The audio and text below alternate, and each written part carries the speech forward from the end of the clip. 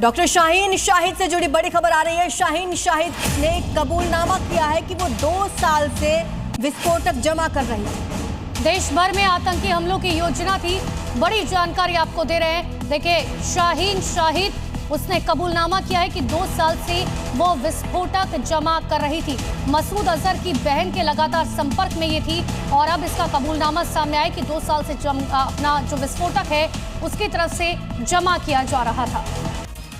और इसी बीच एक बड़ी खबर आपको बता दें, प्रधानमंत्री नरेंद्र मोदी से जुड़ी हुई बड़ी खबर है। आज कैबिनेट की बैठक होनी है। सुरक्षा समिति की भी आज बैठक होगी। दोनों बैठकों में प्रधानमंत्री मोदी शामिल हो सकते हैं। तो आपको बता दें, आज 2 बड़ी बैठकें होनी है। कैबिनेट की बैठक होगी और सुरक्षा समिति की भी आज बैठक होगी, जिसमें प्रधानमंत्री मोदी शामिल हो सकते हैं। दिल्ली ब्लास्ट के बाद लगातार केंद्र सरकार एक्शन में है। ताबड़तोड़ बैठकों का दौर जारी है। प्रधानमंत्री की तरफ से साफ तौर पर कहा गया, हिसाब चुकता किया जाएगा और उसको लेकर आज ये बड़ी बैठक हो सकती है।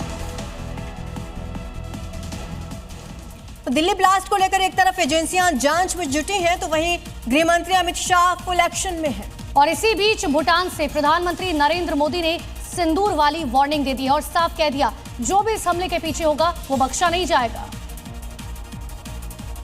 प्रधानमंत्री मोदी जो कहते हैं वो करके दिखाते हैं, क्योंकि उनके लिए देश और देश की जनता सबसे ऊपर है। ऐसे में देश के दिल पर बड़ा हमला करने वालों को भी पीएम ने चेतावनी दे दी है।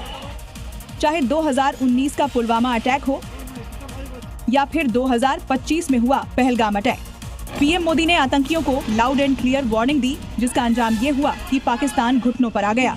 देश के प्रधान ने दुश्मनों को चेताया तो रक्षा मंत्री राजनाथ सिंह ने भी उसी बात को दोहराते हुए कड़ा एक्शन लेने की बात कही है। और एक बड़ी खबर आपको बिहार चुनाव से जुड़ी हुई बता दें, दूसरे चरण का मतदान संपन्न हुआ। दूसरे चरण में 68.79% वोटिंग हुई है। तो चुनाव में औसत वोटिंग 66.90% रही।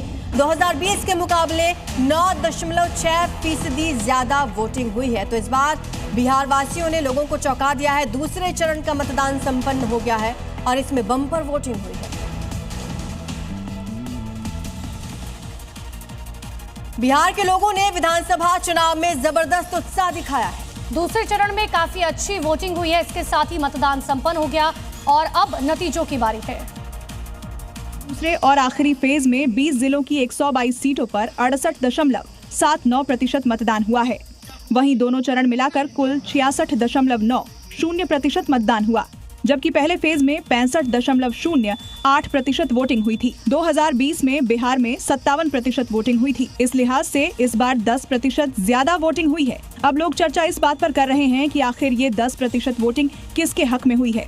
हालांकि बहुत सारे एग्जिट पोल बिहार में एनडीए सरकार बना रहे हैं। और एक बड़ी खबर आपको राजधानी दिल्ली से बता दें, दिल्ली में फिर से एक बार हवा बिगड़ गई है। कई इलाकों में एयर क्वालिटी इंडेक्स 400 के पार पहुंच चुका है। बवाना में AQI 450 के पार पहुंच चुका है और इंडिया गेट पर विजिबिलिटी बेहद कम नजर आ रही है। तस्वीरें भी आपके सामने हैं। दिल्ली में इस वक्त प्रदूषण का लेवल लगातार बिगड़ता जा रहा है। एक बार फिर से दिल्ली की हवा बिगड़ गई है। आपको बता दें, कई इलाकों में विजिबिलिटी भी बेहद कम है।